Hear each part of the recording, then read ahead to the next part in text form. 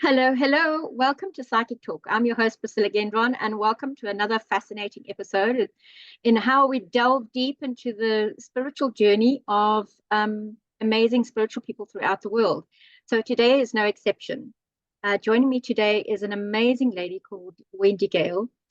She's from the USA, and she really just approaches her divine calling with a deep commitment to her spirit and empowering the individuals to sort of really embrace their true essence and unlocking the gifts within. She is a tried and tested, ethical psychic, a healer, and a mentor. Welcome, Wendy. Hi, how are you today, Priscilla? Thank you. It's just so fascinating because I just love to connect with people all over the world and to hear their story. Because we all are spiritual, we're all under the same umbrella, but we all approach our journey in a different way. We all come from different, ethnicities and countries and backgrounds. And I always just like to see, how did it, the journey you took, is it different to my journey or to the other person that is on the same sort of path? Do you like to maybe just like share with us a little bit about, your humble beginnings in a sense? Sure, I would love to. I always tell people I'm a spiritual late bloomer. As a kid, I always believed that I could communicate with Jesus. My family didn't have much inclination in anything spiritual, but I always wanted to go to Sunday school and have conversations with Jesus in the middle of the night while I was sitting on my bed. And as I grew, my natural course of things was to step into Christianity. And so that was my focus for many, many years until I turned 40. Right? And when I was 40, I had a near-death experience. And as I came back from the near-death experience, everything changed. And when I woke up, instead of saying, oh, wow, I feel better, it was the first thought in my mind was, I'm a healer. And it really thrust me into my spiritual journey. I began to study healing. I began to study channeling and mediumship and really found some amazing teachers that led me in directions that I didn't even know were possible. The other side of the story is that when I came back from the near-death experience, my relationships shifted and changed. I left my work, I left my marriage, and I came to find out later that I had had a walk-in experience. And I know you understand walk-in I do, yes. experiences. I had no idea. At the time, I was living in Santa Monica, California, and there's a great large outdoor mall, and it's lovely. And I was walking with friends in the mall, and a man approached me wearing buckskins and feathers in his hair. And he walks right up to me and says, Spirit wants you to know that you're a walk-in. And I was just like, what? What you been That smoking? happened. Like, huh? It happened a total of 6 times before I kind of got the message, and I need to really take a look at what this is. So along with the opening of my psychic senses and learning to connect with spirit and those that have crossed over, I began to understand what it means to be a walk-in, and I took that journey. It took a long time for me to pull all the pieces together. And so now when I work with Metatron, that's one of the things that he really likes to do, is to help walk-ins to kind of hit the ground running a little faster than I did.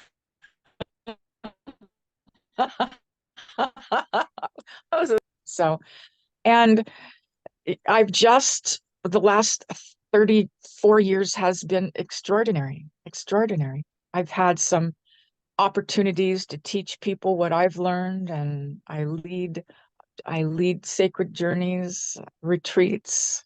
I love mentoring people, helping people find their own wings. And that's just, if you'd have told me when I was 40 that I would be sitting here now doing this, doing spirits work, I would have had no point of reference. So it's never too late, right? Exactly.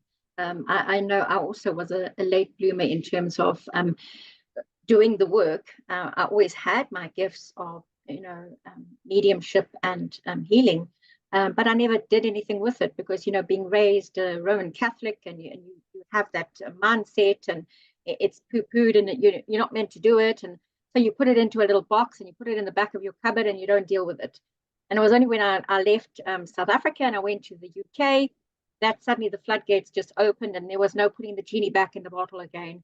Um, and also it's taken me 35 years to hone my gift into being okay with who I am as a person in all the aspects, the religious side, the family side, the gift that I have, and that it's not always accepted by everybody in the world. And it's okay, everybody has their own journey and path, and to be okay with that journey. I also had two near-death experiences, so I fully understand that, and I had a walk-in as well. So I fully understand your journey of where you've come from, and it's like night and day. Two very, very different lives. Like one life was like that, and the other life was like this, and completely different. Right. Absolutely. Completely different. The only thing is that I tell people I still have to clean the cat box, right? It doesn't absolve you from some of the things that you must do. I still remember my kids. Of course, I have deep relationship with my children, but I don't remember all of the subtleties, all of the things that happened when they were young. I remember my prime relationships, but none of the fine details. I Yes. remember the traumas in childhood. I lived in an abusive household, and I am still responsible for clearing those traumas, right? So there's the aspect of being a walk-in where you understand your greater purpose, where you come to understand who you are and where you came from. And then there's that other part that still has to be um resolved in a certain way, right? Completed is a better way Exactly. to look at it. Yeah. Yeah, it's like you become a completely different person from who you were. I sort of went into it in my 20s after an operation I had. I had what they call a laryngospasm in my throat when I went under Oh yeah. anesthetic, and I stopped breathing, and they had to resuscitate me on the table, and that's when I had my near-death experience. Then, so it was from my 20s, and then suddenly my whole life just changed. I was this different person, and it was like having a square peg in a round hole. It just didn't fit. No matter how I tried to make it fit, it Oh, just wouldn't.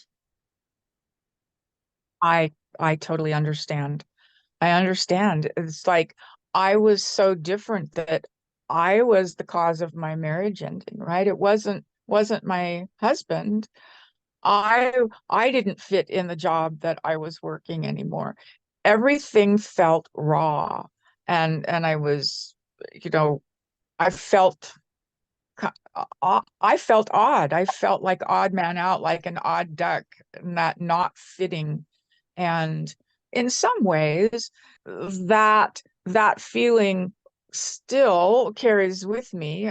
I am a little bit different. I don't think of myself as odd anymore, but I am Sure. a little bit different in my points of view and the way I'm approaching my life. So, but my family has really reconciled to who I am and what I do. They could see the change from, before and after the walk-in experience. And while they are very staunchly born again Christian, they don't understand about walk-in, but they understand about the difference and the change, which they think is positive. So that's always a good thing, right? It's always a good thing Positive. when you have your family supporting you. I know that my family were never against me. I don't know to what extent they completely embraced it, but they were open to it. So, but not all the family, just my immediate family. So not everybody thought it was, a little bit strange, and I think they still do. Not sure quite what she does, and who she really talks to up there, but I think they are a lot more open to it, and there's a lot more of us in the family as we are growing and evolving as spiritual beings. I now have the most fascinating conversations with my own father, and it's incredible. He's going to be 90 this year, and we have the most amazing conversations about, just today we were talking about the Bible and about Moses, and then we were talking about aliens and how everybody thought that Moses was an alien, and I would never 40 years ago have been able to have that kind of conversation with my own father. And it was just phenomenal. It just opened me up to saying, yes, we can see things in a different way. Fantastic. I love that. I'm so glad that you have that experience. One of my grandsons is very in tune. And I think that just by allowing myself to be me, I love rocks and crystals. My whole house is filled with crystals.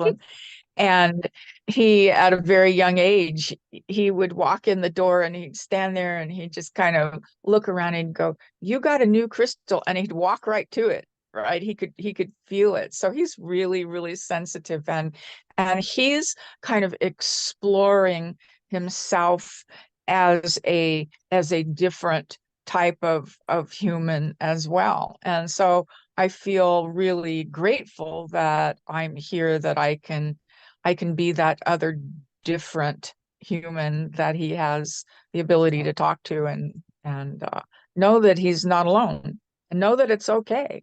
I think that's one of the hardest things for walk-ins and for lots of people, right?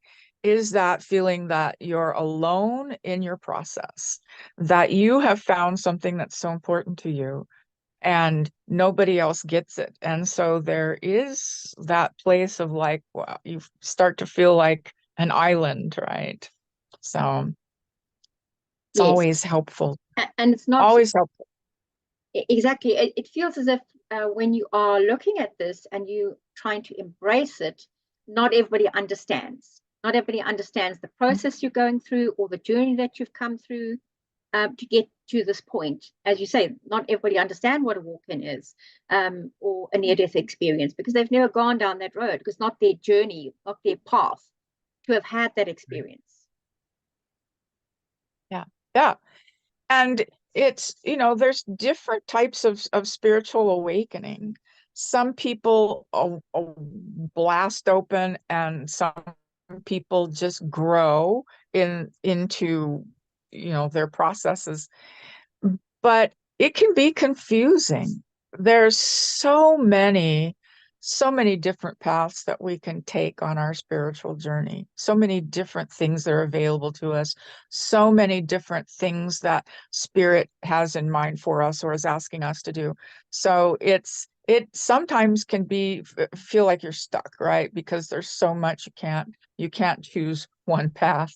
So I went through that for a while. It was like that I was being inundated with so much information and so many ideas that I didn't know which way to turn. And so I just was kind of like stymied for a while in a standstill position.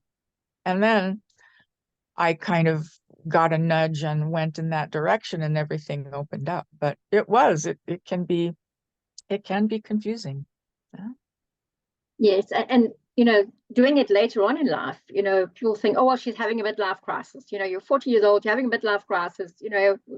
Men get Ferraris and date their secretaries, and women go on the spiritual odyssey kind of thing. So how do you feel, has it been different for you as opposed to maybe other people?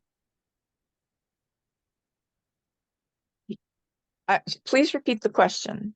So in terms of your journey, how do you feel like it's been different to, say, just going through a midlife crisis or just going through a spiritual change, but not taking the journey that you've taken with your near-death experience added to it? I think that my life has changed 1,000%. If this hadn't have happened, I would still be married to someone in the entertainment industry, and it would be a very different life. It would be the Maseratis and the motorcycles and the houses, which is where it was when the experience happened. And since then, I feel that life has gotten more juicy, but more simple, if Yes. that makes sense to you, because I wake up excited just about every morning. And but very, very simple. And my simplicity comes from mindfulness. I pay attention to the voices inside my head or how I'm talking to myself. I pay attention to how I feel. Pay attention to what my body's saying. I pay attention to what spirit is asking or putting in front of me today. And I think that there is a lot of people, I never did that before I had the experience. And I think that there's a lot of people today that are just beginning to understand how important the mindfulness is, and the simplicity. I am, you know, I have a crazy family. I have a wild personality, but everything is simple. It's harmonious, and I'm really grateful for that. It's taken a while for all of it to come together in what feels like a vehicle that I will be using until I'm complete. Right? Exactly. I asked Metatron recently, when are we going to retire? And he said, ask me again when you're 80. And I'm like, all right. Just keep going. So I've got a little ways to go. I've got 6 years to go before we ask, right? So, and the Exactly. path may You change definitely again. don't look your age. Definitely, he Oh, has sprinkled the fairy dust for you. You definitely don't look your age at all. So thank you. thanks, Metatron, for sending the glow and the light. Because it does, makes a person useful. Metatron's good skincare. Exactly. So what does a basic session with Wendy Gayle sound like? So if I came to you and I had issues or I needed healing, what would a session entail? Well, first we'd talk about exactly what it is that's going on with you and what it is that you feel like you need, because I do my very best to meet people right where they are. Because when we can meet people right where we are, then there's the possibility of moving with them in different directions.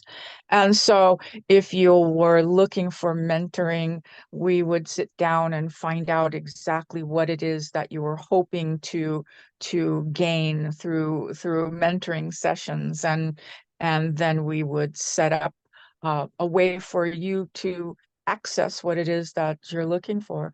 If it's for a healing session, you would actually be receiving your healing directly through Metatron, right? I would be channeling Metatron. You'd be sitting right where you are, and he would be talking you through the process and energetically doing healing work on you.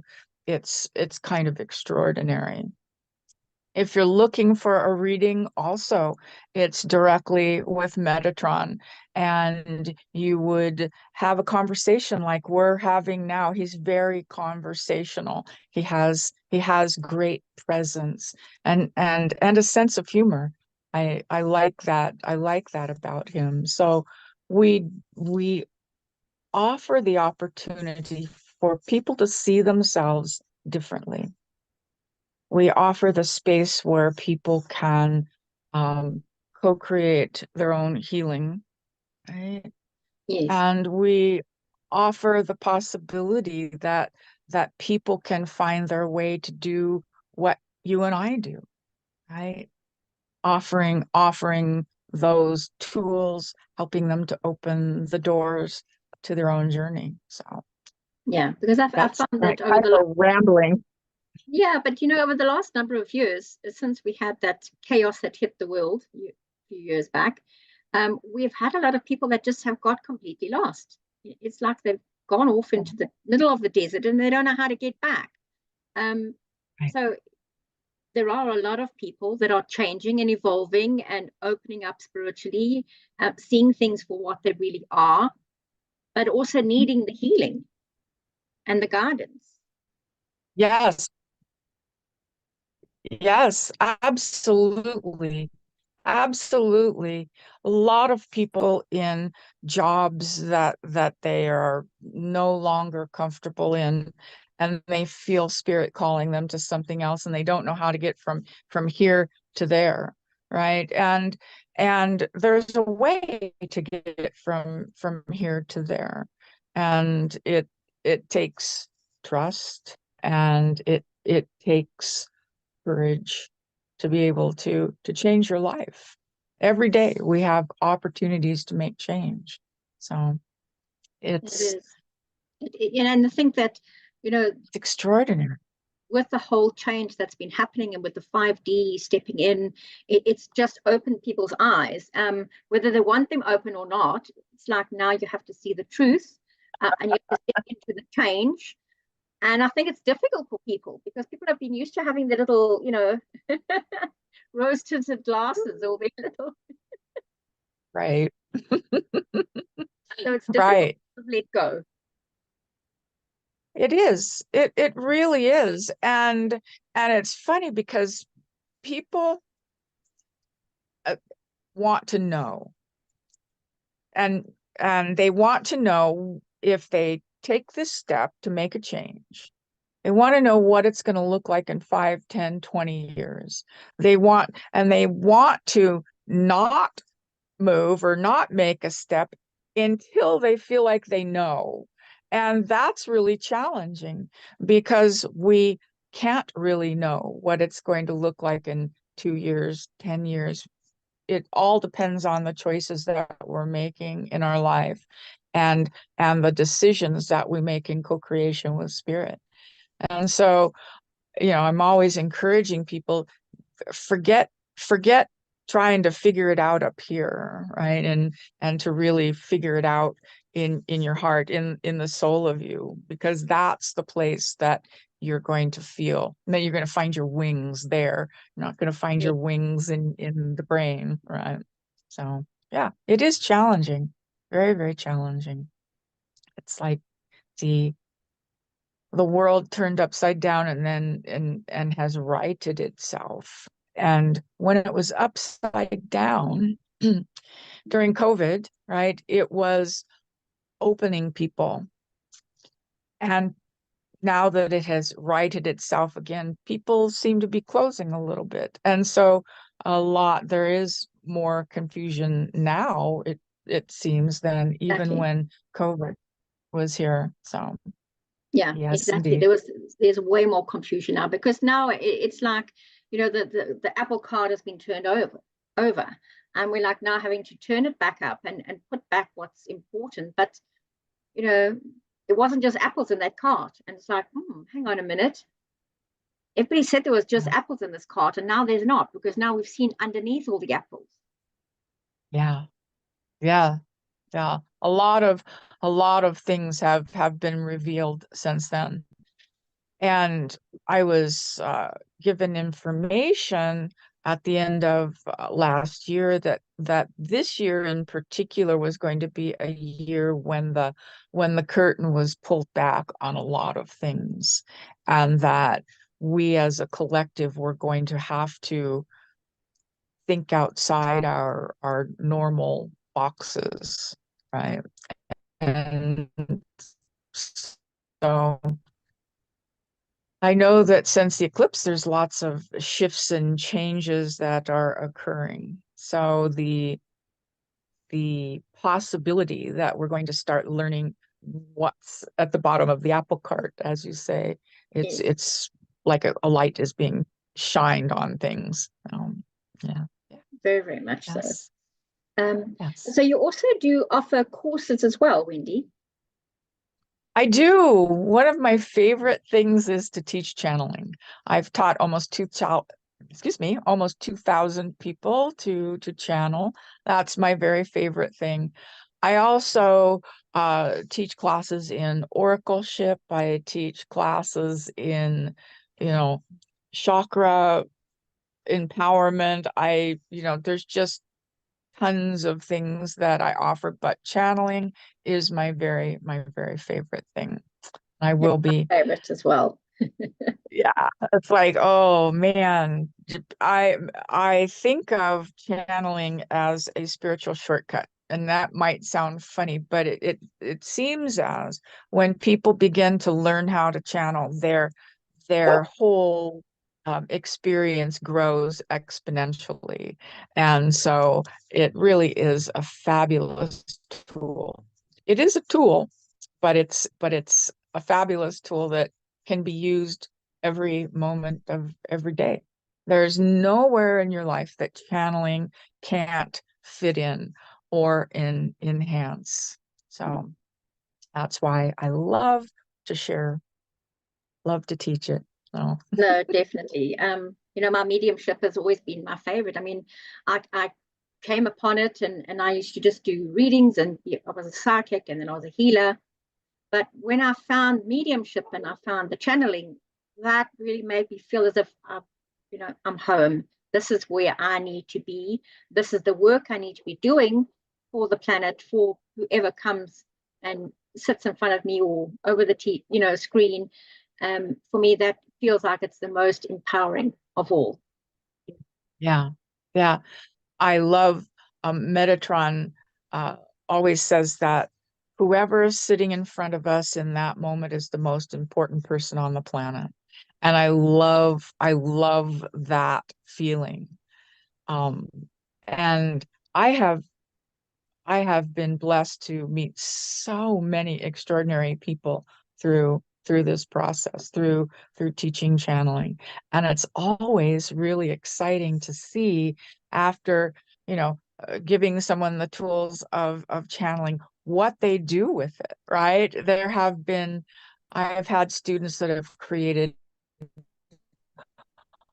oracle card decks that are just exquisite. I've had students that have got that they weave the channeling through. It's been really heart rewarding to watch and see.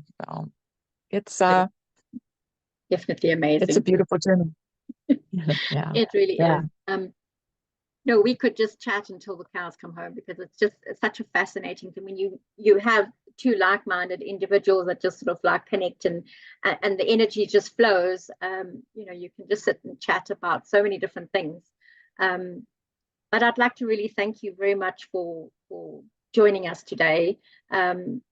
And joining us here on Psychic Talk. It's always such a pleasure to meet wonderful, new, inspirational people. And I hope that you'll be our guest again very shortly. We will definitely have to invite you back again to delve deeper into all the wonderful things that you do in this world. Thank you. Thank you Thank very you, much for joining Priscilla. me. And I'm so blessed that we were able to meet today. Thank you. no, it has. And it was a little bit of a thing to get here because you got ill and then, then it was appointment got changed. And then, so we eventually managed to get here. And here we Right are. time, exactly at the right time. Timing. And it had to be after the eclipse. So maybe it was meant to be that it had to be after the eclipse. So Thank you. to get hold of Wendy, all her details will be in the description below of the video. And so if you want to book a session, all her details will be there and her website and things like that. So Wendy, thank you very much for joining me. And we look forward to having you back again. Thank you, Priscilla. Have a great rest of your day. Thanks, everybody. And see you again, same time, same place, as we delve deep into the spiritual realm and all the amazing people that are being born from it. Thank you. Bye-bye, and have a good day.